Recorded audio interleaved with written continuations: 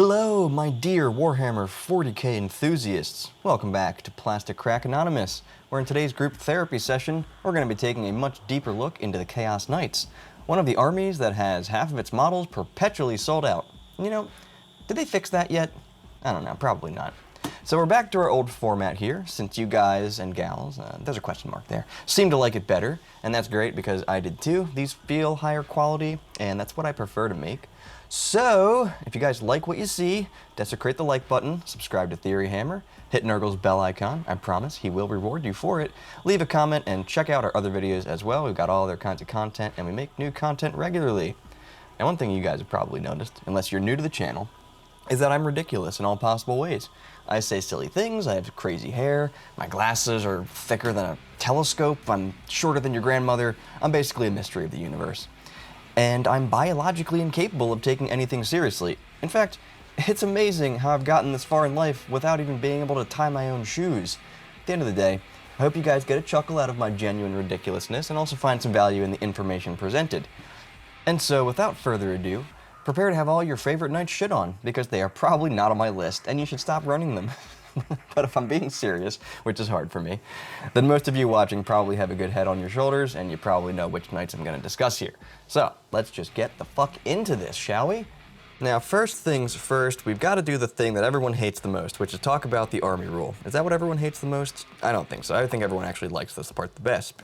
So, these guys have Harbingers of Dread. Basically, the way this works is from the first battle round onward, if an enemy unit is within 12 inches of a knight from your army, they subtract 1 from their leadership tests and from their battle shock tests.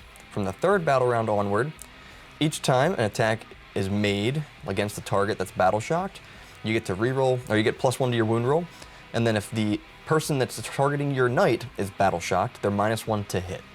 I absolutely hate this ability. I hate battle shock abilities, but let's just kind of take an actual objective look and see if we can actually come up with something interesting here. So from the first battle round onward, as long as you're within 12 inches of an Imperial Knight, I'm just going to call him an Imperial Knight probably, mess it up, a Chaos Knight, they're going to be -1 to their test. And then from the third battle round onward, getting the +1 to wound if they're battle shocked, being -1 to get hit if they're battle shocked, that's pretty cool too. The reason why this actually kind of culminates into something interesting is because of your Detachment Rule, which is forged in Terror. So at in the battle shock step of your opponent's command phase, if an enemy unit is below its starting strength and within 12 inches of a Chaos Knight from your army, that enemy unit must take a battle shock test at -1 because of your army ability. Then they might be -1 to wound, or -1 to hit you, and you might be +1 to wound them. So this actually has some play, because this happens in your opponent's turn, so you move your knights within 12 inches of their units, shoot at them, do something, damage them a little bit. In their turn, they all have to take a battle shock test at -1. This is actually not terrible. I know I have to eat my shorts here, but when it really comes down to it, if you've got a bunch of war dogs and a bunch of other stuff that's being aggressive in this army, getting within 12 inches of the opponent, that battle shock can actually become very, very significant. Because if I battle shock 3 different units at once, because I have a Karnivore that's within 12 inches of some stuff, those units might be OC 0, they might permanently, for the entire battle round, not be able to have stratagems put on them. It actually becomes very significant. And when you can actually hit multiple units with this, then it's actually kind of cool. And like I always say, or maybe I've said this one time, but I'm going to say it again, battle shock is garbage. Battle shock abilities are garbage unless you have something like this, which literally is 3 different things stacked on top of each other. You have your army rule, so you're -1 if you're within 12. Then you have this where they just take a battle shock test if they're within 12 at -1. And then there's some other things that make that even worse for you, like being -1 to hit and me being +1 to wound. So you've got to stack like 20 different things on top of it to make it useful, but they did it here. I think this is actually, for a battle shock type ability, I think this is actually not bad. Because again, you want to be aggressive with your army. There's so many good combat units that we're going to discuss. There's not a whole lot of units, so hopefully this isn't like a 4-hour video. I know I try to keep them short, and I just fail miserably every single time.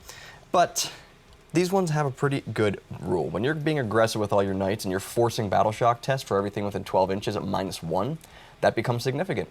When it's just like, oh, I'll pick this one unit, take a battle shock test at -1, I don't care. I don't give a shit about that. When it's take a battle shock test for everything within 12 inches of every knight at -1, yeah, that's actually very, very impactful. So, that's your army rule, that's your detachment rule. Let's talk about your stratagems, because most of them are very, very strong. So first you have the Dreadhounds, and these are all pretty cool. Not all of them, but most of them target multiple war dogs from your army. And so you're kind of paying half of a command point to target multiple units. So each of these are one command point. The first one's Dreadhounds, battle tactics. You do it at the start of the shooting or fight phase. So beware of that. It's at the start of the shooting phase or fight phase. It's not during the shooting phase or during the fight phase. You have to do this at the start. So if you miss out and you start shooting with other stuff, you can't use this anymore. You target 2 war dog units from your army, and then 1 enemy unit. That's an eligible target for each of them. You get sustained hits 1, and if the enemy unit's battle shocked, you score crits on 5-ups. This is pretty good. I mean, sustained hits is one of the best abilities in the game. When you're putting this on 2 Brigands that are rerolling 1s because there's a Desecrator nearby, hitting on 5-ups to crit if you've gotten some Karnivores, or just if you've gotten them battle shocked, right? This will just murder them. This is good. And it targets 2 different knights, so you're paying half of a command point to give 2 knights. You're paying up half a command point per knight to give them sustained hits 1, possibly with 5-up crits. You can't go wrong with stratagems that target multiple units for 1 CP. I don't care what they do. If it's like +1 to your leadership test, if it targets 2 units, it's pretty good at that point. So this one is very straightforward. You can do it in combat, you can do it in shooting, it gives you sustained hits. If you need that damage boost, if you really need to kill some sort of enemy unit, depending on the things that you're going to target it with, this could be really, really good, because getting crits on 5, so if you're using 2 Brigands, that's going to be 24 shots from their machine gun alone. If you're critting on, critting on 5s, 8 of those are going to be sustained hits. Only 4 of them are going to miss, so you're actually going to get 4 extra hits, and then if you add in the reroll 1s from the Desecrator, you're basically getting a full spread of hits, plus an extra one will be a 5, so you're getting over 30 hits with that thing, which is crazy, because those Brigands will just murder stuff. So this is great. This is a great stratagem. For combat, you pick 2 Karnivores. They get crits on 5-ups in combat. They don't even need that. They already kill everything. We'll get to them soon. But that's your first one. That's Dreadhounds. Very, very strong. Then you have Disdain for the Weak for 1 CP. This is a battle tactic as well. I don't think there's anything that lets you do it for free, though. But this happens in the fight phase just after an enemy unit selects its targets. You pick your knight that was targeted. Until the end of the phase, you gain 6-up Feel No Pain. If the enemy is battle shocked, you get a 5-up Feel No Pain. So that's kind of a weird one. The 6-up Feel No Pain will happen a lot more often than the 5-up Feel No Pain. But if you find yourself in that situation where you've moved within 12, you've made 3 different units take a battle shock test, 1 of them failed, and they try to attack you with this in the fight phase, you can just gain a 5-up Feel No Pain against that unit. And again, for 1 CP, can't complain. You're not going to find a 0 CP strat anywhere, so this is great. Then you have Terror Shades for 1 CP. This is War Gear. This happens in any phase, just after an enemy unit fails a battle shock test. So you pick a knight from your army that's within 12 inches of that unit, roll 6d6 for each 4+, they suffer a mortal wound, and this model regains a lost wound. So when I first read this, I was like, this is bad. But in the grand scheme of the way this army works, you have your Karnivore within 12 inches of a bunch of different units, because it killed something, it piled in, and now it's closer to you, and you got to take a bunch of battle shock tests. If you have a unit that you really need to get rid of, only a couple of wounds left, maybe a lone op character, that's a good one for this, right? Roll 6d6 for that lone op character, maybe kill it. Maybe you get lucky, maybe you roll 4 dice, or 4 4-ups, and you just kill it. Or if you need to wipe a unit out, you can maybe do that with this. If you can seize on that opportunity, then you'll be able to actually pick up a unit that your opponent wasn't expecting to just randomly die. And then you have a long leash. You target an abhorrent model, which is basically every big knight except for the Tyrant and the other gigantic knight, like the Dominus class ones. The long leash only affects abhorrent models, like your regular sized knights, like the mid ones. You know what I'm saying. So you target one of those, and then 3 war dogs. You target, you pay like 0.33% of a command point for each dog that you target with this. This is what it does. Until the start of your next command phase, those war dogs count as being within range of any aura abilities of that abhorrent model. The abhorrents generally have an ability where within 9 inches, your war dogs get some sort of effect. The Desecrator gives you reroll hit rolls of 1. The Rampager gives you reroll hit rolls of 1 in the melee phase. So the Desecrator's in the shooting phase, Rampager is in the fight phase. So you get reroll 1s on both of those with a 9-inch aura. So you can push your Brigands out, keep your Desecrator back in the backfield with his ridiculous laser beam gun, and just do long leash. They can be like 24 inches away, and they all get that reroll 1. So this is pretty good. Although that 9-inch range is pretty far, so you might not need it as often as you might think, but the fact that you have access to it is great. You can just be like, hey, these 3 War Dogs, they're within this thing's range on the other side of the table. That seems pretty good. Now just remember, you must do this in your command phase. You get to your movement phase, and you're like, oh, I forgot to use a long leash, I want to use a long leash. You're technically not allowed to. I'm sure your opponent would probably be cool with it. I would be cool with it. I don't play that way, at least anymore. Yeah, so just make sure you do it at the right time, because if it does come to like a GT or something where you've really got to be, your game's got to be real tight and crisp, in those sort of situations you might not get away with it. But if you're playing at an RTT or you kind of know your guys around there and you know you're in your movement phase, like, oh, I forgot to use this, they're going to let you do it. Like, I'm going to let you do it. It's not anything like that. But generally speaking, you're going to want to make sure that you use your stratagems at the right time. It just illustrates like the caliber of player that you are to be able to remember all these things at the right time and not make little mistakes like that. And I make little mistakes like that myself, because the edition's just, it's new to me. I kind of skipped 9th edition. I kept up with all the rules and everything, but I played very, very few games because I absolutely hated that edition. So overall, this is just a good strat. I mean, it's 1 CP. Well, you can't ask for better than that. And being able to give all the little War Dogs all your extra abilities is pretty sweet. And this allows you so turn 1, you can kind of push up, and then turn 2, you can keep your knight in the back, and you can be like, okay, I'm going to use this, because you kind of did it on purpose. Like, you move your Brigands up to a point where they were going to be outside of the range of your Desecrator, or whatever knight you're using it on. You can kind of plan for it, because you can just go, boom, long leash, they now have the ability, doesn't matter how far away they are, so great. Then you have Knight of Shade. This is probably the best stratagem that you have. This is also 1 CP. It also targets 2 fucking dogs. It's so good. So it's in your movement phase or your charge phase. You target up to 2 War Dog models from your army or a single Titanic. So you could use this on anything. This is what it does. Till the end of the phase, the selected models can move horizontally through models and terrain features as if they were not there. Kool-Aid Man style. Right through the wall. Oh yeah! Coming in with a giant claw, and then killing you, because I'm a Karnivore with 6 attacks, hitting on 2s, strength 12, AP 3, and D6 plus 2 damage a pop. And there's 2 of them. So these things will just go up behind a wall. This is so disruptive, because it breaks the rules of the game. It allows your unit to just pass through. The models part isn't as important. The wall part is very, very important. These things move 14 inches. Karnivores, they move 14 inches. So turn 1, they go right up behind the wall. Turn 2, they go right through the wall. Or they go around it, and then they, you know, if you're trying to be cool and hiding behind your own wall, I'm just going to move through that wall. More often than not, I think you're probably going to use it in the movement phase to just get through the thing that's in your way, because things will generally be in spots where they're chargeable. If you're creating a wall with models, like, you know, you're 1.1 inch away from the wall type thing, or your opponent can't fit their base through the wall, that's a little bit different of a story. You're always going to have to go around in that case. Except actually you don't, because this stratagem says you can pass through walls and models as if they weren't there. So if you're right in front of that wall, you can just move through it to the back side of where the guys are. This is extremely powerful, guys. You need to use this every turn. You need to use this every single turn. Maybe not every turn, but you need to use this every single game. It's just so good. You can just pretend the terrain's not there. That is so good. Because the biggest problem that Imperial Knights have, that Chaos Knights have, that big models in general have had for a while, is the fact that they can't move through walls. They have to go around. So this takes away one of like the worst detriments of playing this army.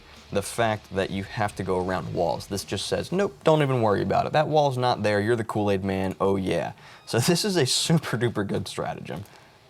And then you got your last one, which is just rotate ion shields. It's in your opponent's shooting phase just after one of your knights is targeted by a ranged attack, I guess. Yeah, so you pick that knight, it gets a 4-pin vuln against ranged attacks. Very straightforward, nice damage, or nice durability boost, so that's pretty cool as well. But yeah, Knight of Shade, silly, silly, silly, silly. A long leash, very, very strong. Terror Shades, nice for popping stuff that wasn't expecting to get popped. 6-up Feel No Pain or 5-up Feel No Pain is pretty good, and then exploding 5-ups potentially with sustained hits all the time. So those are your different stratagems. They're all very useful. There's not too much to explain here because they're all very straightforward. There's not a whole lot of combo-iness that goes on with something like this. And so that kind of covers all the all the stratagems there. They're all pretty good. And then we got our enhancements. The first one up here, I'm just going to call it Lord Dread because it sounds way cooler. The problem with this is that it exists, right? So it's 35 points. It's a Chaos Knight model only that you can put it on. At the start of the fight phase, you can select one enemy unit within engagement range of the bear, take a battle shock test. Nope, absolutely not for 35 points. This really helps your army because you like, people taking battle shock tests. It makes them worse at everything, and that's cool. This needs to be like 20 points or less. Your army already forces your opponent to take a battle shock test in their turn if you're within 12 inches of them. So I just don't think that this is really necessary, and I don't think it's worth 35 points. That is egregiously overcosted. So forget that exists. It's got a really cool name, but a really terrible ability. But Aura of Terror, the good one here, 25 points, sticky objective. That's what it gives you. So your knight, if you're on an objective in your command phase, then it stays under your control. In addition to that, it gains the Despair Dread ability. And that's the one where if you're within 12 inches of it, you're -1 to your battle shock. So that's pretty interesting. I've said this before and I'll say it again since we're talking about it. Be careful about things like this. Don't just leave your objectives behind if you can help it. Having sticky objectives is great until your opponent deep strikes an assassin on them and takes it away and it was all worth nothing. So make sure that you're still covering your backfield when you have things like this. You don't need to be on the objectives themselves, but you need to have stuff that's covering your backfield so that people can't get onto those objectives that you have stickied. I think this is probably the best one for 25 points, just giving you sticky objectives. It's very, very good. I would probably run this in every single Chaos Knights army that I have. Now, I don't actually own Chaos Knights. I own Imperial Knights, and I just run them as Chaos Knights because they're the same. To further my point, when you're trying to playtest things, especially when you're trying to playtest things and figure out what kind of lists you want to run, proxy stuff, guys. Especially with your friends and stuff, and most RTTs, it's not super duper hardcore around me at least, where you have to have WYSIWYG on everything. As long as the base size is right, as long as the model is the same size, people generally don't care. They get it. They get that things are expensive. They get that you're trying to test out lists. I'm not going to go out and buy a Chaos Knight army with all these different units to then go, oh, this list actually isn't what I thought it was going to be. Play test it first, proxy it, see how you like it. I've talked about it enough. We're going to move on to the Trader's Mark. This is 30 points. The Doom and Darkness ability, it should just say Doom and Gloom. Doom and Darkness ability is active for the bear from the first battle round instead of the third. So that's where if you're within 12 inch, or if you're battle shocked, excuse me, you are -1 to hit me, and I'm +1 to wound you. I like the ability. Obviously, it's good because your army rule, it gives it to you from the first turn onward. I just don't think it's worth 30 points. You have to get them battle shocked. They might just pass it, so it might end up doing nothing for the unit that you care about. I don't know. It just doesn't seem great for 30 points. I don't run this. I do run the Aura of Terror. I think that's the best one. The Trader's Mark, I've put it on a couple times, but I just don't think it's worth 30 points. And we're going to move on to the Panoply of the Cursed Knights. This can go on anything, and this is why when I was doing the Imperial Knight review, I was questioning whether or not you could take like Bulwark of some random words on one of the big knights on the Dominus class because it gives them Armor of Contempt and they have a 2-up save. Doesn't work in Imperial Knights, works here. 40 points, Chaos Knight model only, so anything. Each time an attack is made against the bear, subtract 1 from the armor penetration characteristic of the attack. Gives you Armor of Contempt. So if you take this on a Tyrant, it's probably in cover. The Tyrant is actually kind of interesting with this. He's 550 points, ton of guns. I wish you hit on 2s, but he's got a ton of guns. He gives every War Dog within 12 inches cover, and you can't deep strike within 12 inches of him, which is pretty good. 550 points, though, is more than a quarter of your army, so you've got to decide whether or not that's for you. Personally, it's not for me. I don't like spending that much on anything, ever. But you have the option, and I actually do think a knight with Armor of Contempt permanently with a 2-up save in cover is actually really, really hard to kill. Call me crazy, right? The main problem I have with it is that that knight is exclusively shooting. So if you get it bogged down into combat, it's not going to be as useful. And so that kind of covers the stratagems and the enhancements. Aura of Terror is absolutely going to be the one that you're going to take. That's the auto take, in my opinion. Trader's Mark is probably close. I don't think it's an auto take, but you definitely want to consider taking it. And then if you really want to take Penelope of the Cursed Knights, take it on a Tyrant, because the Tyrant has a 2-up save, and then it becomes basically impossible to kill that thing. So you guys are in for a treat. This is going to be short and sweet. We're going to talk about the data sheets and which ones you should take. The Desecrator is first up here. He's an Imperial Knight profile, so movement of 10, OC of 10, 22 wounds, toughness 12, 5-up invuln against ranged attacks. It's the same thing. This guy's great. He's got a ranged weapon. It hits on 2s. It's got 3 shots. It's got a 72-inch range. It's strength 18, AP 4, D6 plus 3 damage. On average, against something like another knight or something like a land raider in cover with Armor of Contempt, you do about 5 wounds. To a non-Armor of Contempted thing that's not toughness 12, you do about 9 wounds. So pretty good, because averages are weird, especially on 3 dice, because most often you're not going to hit with 2.5. That is not how it works in the real life. So you'll probably hit with 2 or 3, and depending on what you roll, you're going to get around 5 to 9 wounds from this thing. That doesn't sound like a whole lot to you, but that's basically a dead tank, because only a couple other shots from random stuff needs to shoot at it to get rid of it, and this thing can safely hang out in your backfield, do a long leash on your Brigands, and give them its ability, which is reroll hit rolls of 1 in the with ranged attacks specifically. Now, this thing also has a cool ability. Each time it makes a ranged attack against a monster or vehicle unit, that attack has devastating wounds. So I didn't actually include that in the math that I just gave you, but that'll increase the damage just a little bit because they won't get a save at that point. So maybe you're looking at something more like 6 to 10 wounds instead of 5 to 9. And then for melee, you've got your basics here. You either have your Chainsword, which is strength 14, AP 4, and 6 damage flat, or you have your Claw, which is strength 20, only AP 3, but 8 damage flat. They both have 4 attacks hitting on 3s. They both have a sweep profile. I'm actually not sure which one you take on this. Combat, generally, your AP can be a little bit worse in combat because of cover not existing. But being AP 4, really, it makes a lot of things have no save. But once you come up against something that has an invuln, which is pretty common, having AP 4 is useless at that point. So I'd probably take the Claw for the flat 8 damage. That's what I would probably do, because you're looking at probably 2 wounds getting through. Get 3 hits, 2 wounds. Hopefully they only have a 3-up save or something, and you can get those 2 wounds through, do 16 damage to something. Or if you need to sweep against something like Terminators, you'll bring them to a 3-up save if they Armor of Contempt with the 3 damage flat. It's 8 attacks, it's 5.5 hits, 4 wounds, and kill a Terminator or 2 with that. So it's fine. He's not meant for combat as much as he's meant for shooting, because his ability is revolving around shooting. He hits on 2s and shooting. He's a shooting model. But the fact that he's got some combat is really nice as well. So this thing's great. He's 425 points. That's it. 425 points. I think that's super cheap for this guy, because there's going to be times when this lightning laser destructor thing, it just spikes and just blows something up. 3 hits, 3 wounds, AP 4, goes right through, or you get a 6-up save, you fail him. Yeah, that's minimum of 12 damage. Minimum. So this guy's awesome.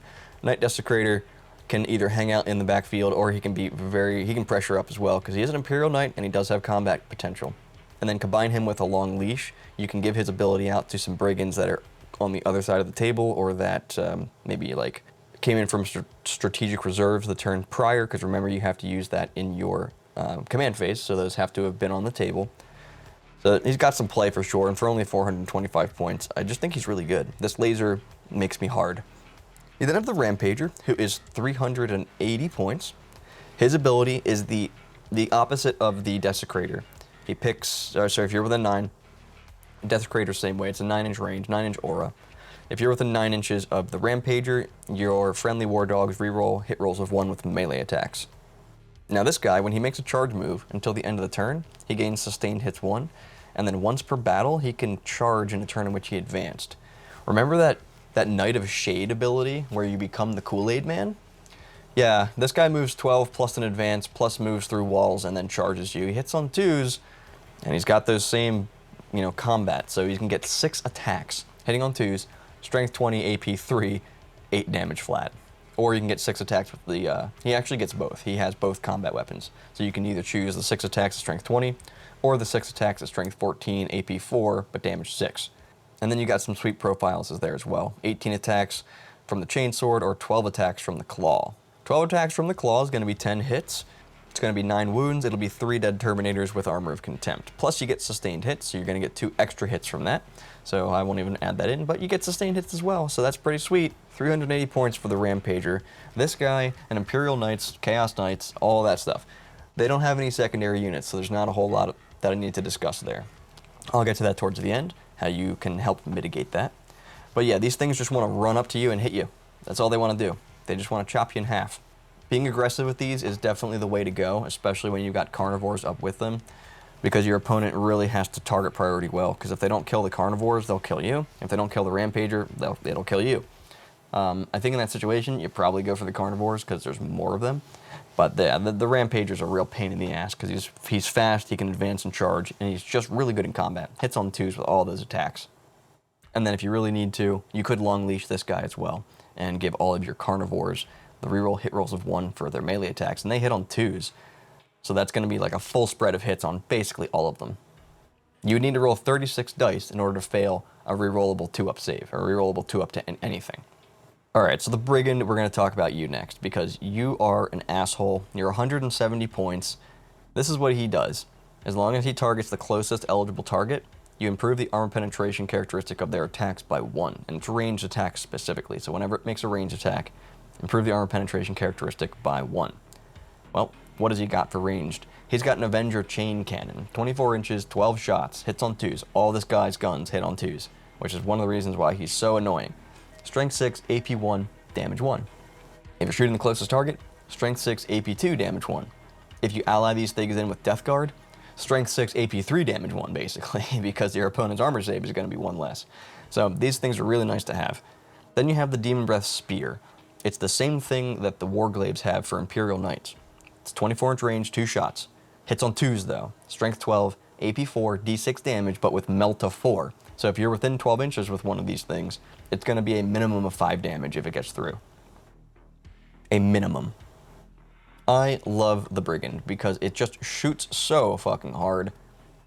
The Demon Breath Spear always seems to do a ton of damage to something because it hits on 2s. It's just so good. And unless you're shooting another Imperial Knight or something super tough, you're wounding on 3s, it's AP 4, like, you're just doing damage with this. This also gets a little Top Gun thing. It's got like a Havoc Launcher or a Heavy Stubber. I'm not sure which one's better there. Probably the Havoc Launcher, but maybe not. I'm not really sure there. It does get +1 AP as well. All of its guns do. But that's the Brigand. Like, it's very straightforward. It's got 2 guns. It can't replace them. It just gets them. It can take some different options for its top. Gets +1 AP when it shoots the closest target. Everything about this is great. Hitting on 2s. It's got an anti-tank gun. It's got an anti-infantry gun. These are battle line. That's right. You heard me right. You can take 6 of these things. I don't think you do, but you could.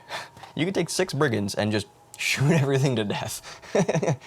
Like, oh man. They're 170 points, so you are paying for that 2+ to hit, and you are paying for that ability with +1 AP. And geez, you become AP 5 with your Demon Breath Spear. And I love that I don't have to really like discuss too much here because so much of this is straightforward. It's a tank that has guns. What do tanks with guns do in 40k? They shoot stuff. They move around and they shoot stuff. This is a pretty quick tank as well, it moves 12. If you don't know the stats, they're toughness 10, they got a 3-up save, 5-up invuln against ranged, OC 8, 12 wounds. You know, they're a pretty normal type tank profile for the most part when you kind of compare them to other things. Yeah, the 5-up invuln's nice to have. Most things don't have an invuln like that. But these are great. They're battle lines. They have a really high OC. They can stand on objectives and just shoot the crap out of your opponent. And they're a vehicle, so if you get them into combat, they can just shoot you anyway. And they're hitting on 3s because they're -1 to hit, which is still really good. Just about everything about the Brigand is a good thing. And so I would recommend taking 3 of them, if not more. I think the list that I wrote has 4 of them. The most recent one has 4 of them. But you probably just need 3, especially because of long leash. Take 3 of these things, take a Desecrator, long leash them, take a Rampager, take 3 Karnivores. I don't even know how many points that is. But because these things are so fast, they can usually get line of sight on what they need to get line of sight on, and they'll just blast it off the table. So the War Dog Brigand, put them in your army, and then put Karnivores in your army as well, because they're the next thing on the list. These things move 14 inches. They are so fast, dude. They move as fast as a Dread Knight that advanced 6 inches automatically. Same profile. otherwise. So toughness 10, 12 wounds, 3 up save, 5 up invuln against ranged, OC 8. These are also battle line. And you can take 6 of these damn things. Like, what the fuck? These things, guess how many points these things are? You're wrong. They're 140 points. They're way too cheap for what they do. They move way too fast. They hit way too hard. They have 2 different combat weapons, but the one that you care about the most is going to be the Slaughter Claw. 6 attacks hitting on 2s. Strength 12, AP 3, D6 plus 2 damage. And you Kool-Aid manned them through a wall. 2 of them, because you can target 2 different units with that. So I'm not sure what in the game can survive 12 attacks that are strength 12, AP 3, D6 plus 2 damage. It's probably something, but just about anything is going to die to that. Because if you have 2 of these, Knight of Shading, through walls, into something, like, you're just going to murder that. These will flip over other Imperial Knights. These will flip over Land Raiders. These will flip over all kinds of really tough targets. And for only 140 points, I don't get it. Like, how are they this cheap? Oh, I forgot to mention, these guys reroll their charge rolls. So they move 14 fucking inches. They move 14 inches, turn 1, and they stage, and you're like, I don't want to go anywhere near those things. And then turn 2, they move another 14 inches, and then they move through walls when they charge you, and they reroll their fucking charge roll. These things are so good, especially because you have some support with shooting. You have your Brigand support, you have your Desecrator support. You have that stuff in the backfield shooting stuff while the War Dogs, or while the Karnivores go up and hit stuff in combat. And I love this, because it really forces your opponent to really have to think hard about their target priority. Do they want to kill the War Dogs in front, or do they want to kill the War Dogs in back? They're all the same. They're all pretty durable. They're all toughness 10 with 12 wounds with a 5 up invuln. It's difficult to get through all that kind of stuff. And I think the way that Knights really should play, especially ones like this, with a lot of War Dogs, is to just try to break your opponent's back in like one turn. So like turn 1, you move up, you stage. Turn 2, you just try to kill as much as possible, and at that point, hopefully they can't recover. So this entire army hits on 2s, basically. Your Rampager hits on 2s, your Desecrator hits on 2s, your Brigand hits on 2s, and your Karnivore hits on 2s. And personally, I don't think any of the other ones are worth talking about, honestly. And the Executioner's ability is that he gets +1 to his hit roll if he targets a unit below half strength. So just take a Brigand instead, who's always going to be +1 to hit compared to this guy, and has better guns. This guy's a little cheaper, he's only 140 points, but nah, I'm definitely going to pay 30 extra points to have hitting on 2s with better guns. The Huntsman. This guy's also not worth talking about. His ability is to reroll a wound roll of 1 and reroll a damage roll of 1. This thing is somehow 150 points. It's basically the same thing as a Warglaive. I think it's the same points as a Warglaive. It's got the same guns as a Warglaive. It's got the same combat as a Warglaive. I just don't like its ability very much, because it only happens when you make an attack against a monster or vehicle. So, not about that, don't care about the Huntsman. The Stalker, his ability only works, which is +1 to wound, if the unit that he's targeting is not within 6 inches of another enemy unit. Very easy for your opponent to stop. Generally just not, I don't know, it's just not something I'm going to take. This thing's also 150 points. Now this guy's a little different. You can swap out his chain gun with a Demon Breath Spear. He's also got some combat, but it's not like hitting on 2s combat. I just think this thing is too niche to actually put into a competitive list, because a lot of the time units are within 6 inches of each other. And so it just makes him, it puts him in a weird spot where you've got to use him in a really weird way. You gotta make sure your opponent is putting things in a spot where they're outside of 6 of other things, and you've got to capitalize on that. So he's got to be in position to actually be on that side of the table to be able to do things. So I just don't like the Stalker very much. Don't think he's worth it. Your Carnivore's insane. Your Brigand's insane. The other ones are kind of just, compared to those two, why would you ever take other ones? Like, Brigands and Carnivores are just way too good to even possibly considering any of these other War Dogs that are here. So moving over to Forge World units, the Lancer is always going to be good. 25 wounds, 4 up invuln all the time. Shooting, combat, all the time. 14-inch move. OC 10. 435 points for this thing. It just runs into combat and it shoots and it hits you really hard. That's all it's designed to do. It's the same exact thing from the Imperial Knights. So like 6 shots and shooting with assault and sustained hits 2, strength 6, AP 0, damage 2. It's fine, but you're really here for his combat. 5 attacks, hitting on 2s, strength 20, AP 3, 8 damage flat, but with lance. So you're always wounding everything on 2s. His ability is also great. He gets a free tank shock at strength 20, So you're rolling 22 dice. You should get 6 5-ups on that. And then his other ability is to give Assault to all of War Dogs within 6, which is kind of strange. Instead of 9, it's 6. But getting Assault on all the War Dogs that are within 6 is pretty nice, especially with Brigands that are moving 12 plus an Assault roll at that point. Or an advanced roll, I mean. And these are they're just very straightforward. Beat stick, get into combat, Knight of Terror through walls, tank shock you dead, hit you with a big lance. You'd probably take this as a stand-in for the Rampager if you didn't really care about those reroll ones. This guy is a little bit faster, so you might not need that advance and charge from the Rampager, which is once a game. The Rampager does get sustained, but the Rampager does not get lance. So this is pretty good. This thing will put out a ton of damage with that tank shock plus its lance. And one thing I will mention while we're talking about tank shock, because I haven't had a chance to make my tips and tricks videos yet, things like tank shock let you do some interesting stuff. The way the combat phase works, I pick a unit, I charge that unit.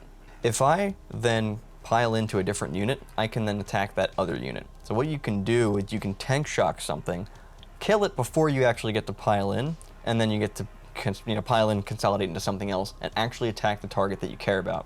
So I like to make walls to stop people from moving. What you can do with tank shock is you can basically blast through that wall to get to the thing behind it. You don't have to have actually declared it as the target. I got my 5 Space Marines in front of my Redemptor Dreadnought or something. You tank shock into my whatever Space Marines are there, and you kill them. Let's just say there's enough wounds there where you can kill whatever's in your way.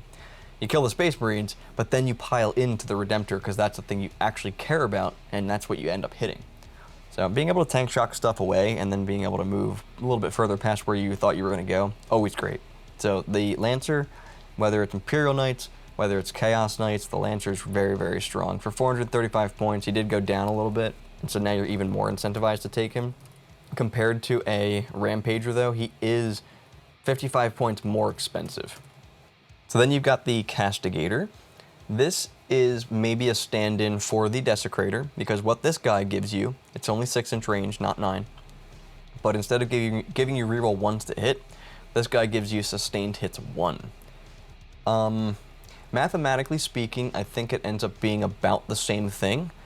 The difference, though, is that you can't get more shots. It's impossible to get more shots with reroll 1s to hit than having sustained hits. With sustained hits, you could just get lucky, hit with everything, or miss. Okay, so you miss with some, but you roll like 4 6s. That's 4 additional hits. So you might actually end up getting more shots than you have shots.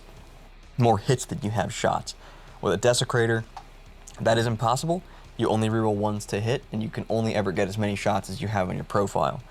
So this is technically better, but the range is smaller.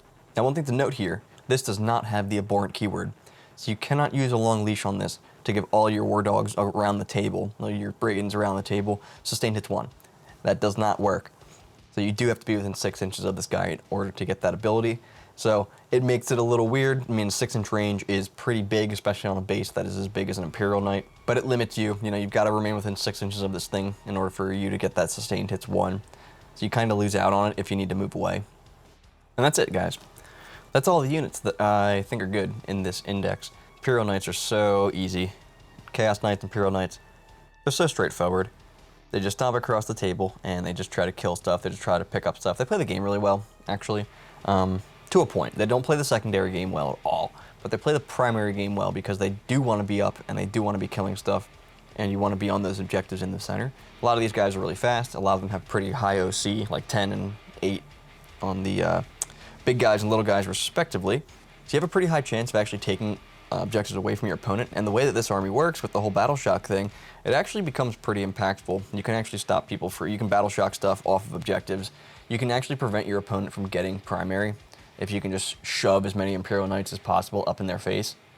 Now, it doesn't stack, so if you have multiple Knights within 12 inches of an enemy unit, they don't take a battle shock test twice. It's just you take one if there's an Imperial Knight within 12 inches. So you kind of check the board that's at that state, and you're like, okay, these units need to take a battle shock test. You don't do it for each one that's within 12. But that brings us to another point. So you're really good at playing the primary game, and you're very bad at playing the secondary game. So you have access to allies because you're Chaos. You can ally in demons. So what you're going to want to do here is you're going to want to ally in a squad of Plague Bearers because they give you sticky objectives as well. And then you're probably going to want to ally in 1 or 2 units of Nurglings, probably 2. So that's 190 points. That's almost the price of one of your War Dogs. So if we do some quick napkin math here, you can get 3 Karnivores, a Desecrator, a Rampager, 3 Brigands, 2 units of Nurglings, and the 10 Plague Bearers. That's 1925.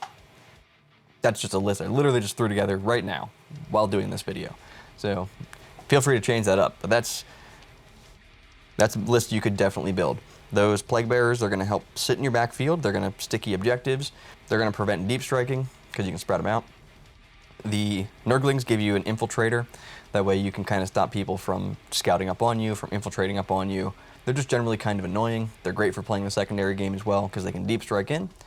Hell, I might even take a 3rd unit of Nurglings in that list. And then I'll take the Aura of Terror, 1990.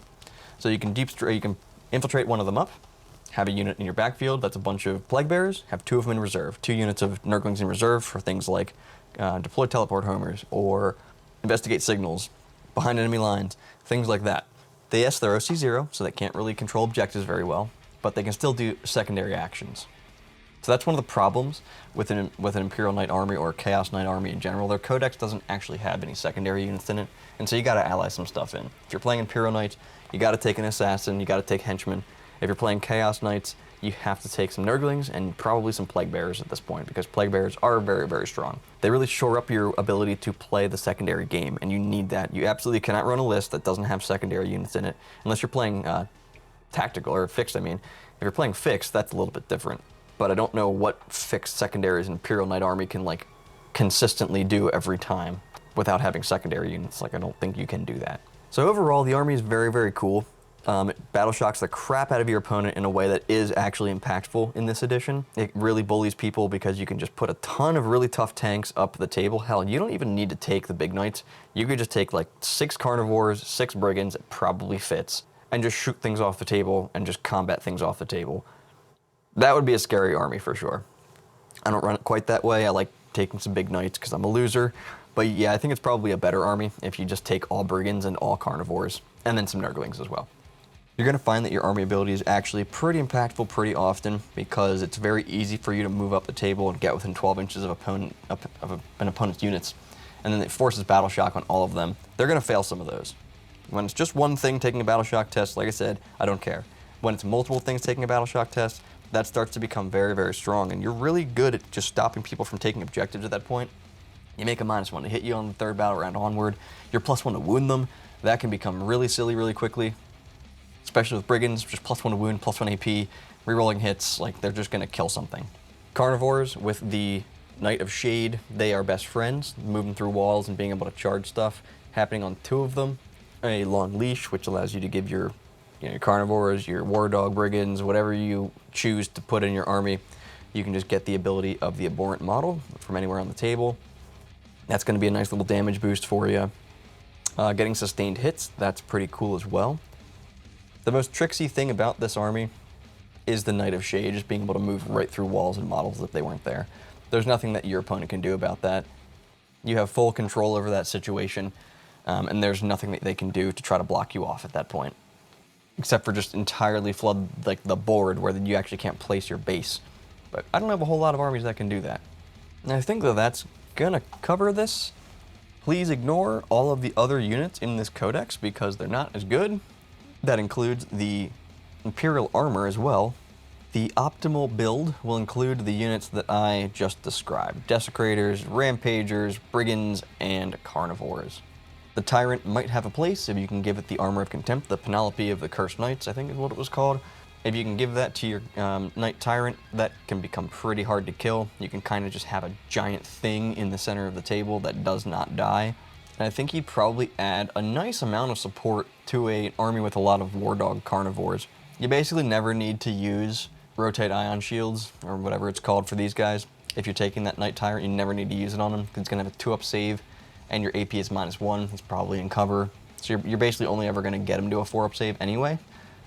A couple of drawbacks you're going to find is that if your opponent has a absolute shit ton of anti-tank weapons, your Knights are going to be dropping really fast. Your whole army gives up Bring It Down, but you don't have a whole lot of characters, So you're not giving up another fixed secondary, which is just nice.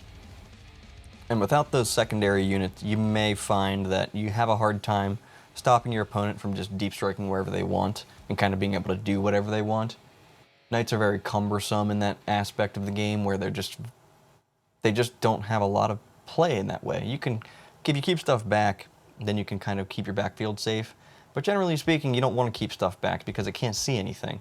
You need to get into the firing lanes, which are kind of in the middle of the table usually, or along the sides. So you might sometimes struggle against armies that have a lot of deep striking stuff, a lot of stuff in reserve, and that's where your secondary units come in. That's where your Nurglings come in. That's where your Plague Bearers come in. And so overall, just very straightforward army. Shoot you, combat, your turn. Take a battle shock test.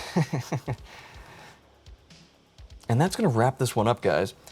If you liked the video, desecrate the like button, rampage the like button, carnivore the like button. Do something to the like button that it won't like. Subscribe to Theory Hammer. Leave us a comment down below, smash Nurgle's bell icon, check out our other videos as well. Do all that YouTube stuff. YouTube appreciates it. You know who appreciates it even more? KevBot. If you made it to the end here, I appreciate you guys.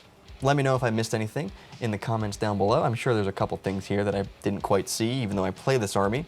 So I'll leave you on one final note, which is that if you guys are struggling to source these models, because everything's perpetually sold out on Games Workshop's website, and you gotta spend 3 times the price on eBay, don't do that. Buy a 3D printer.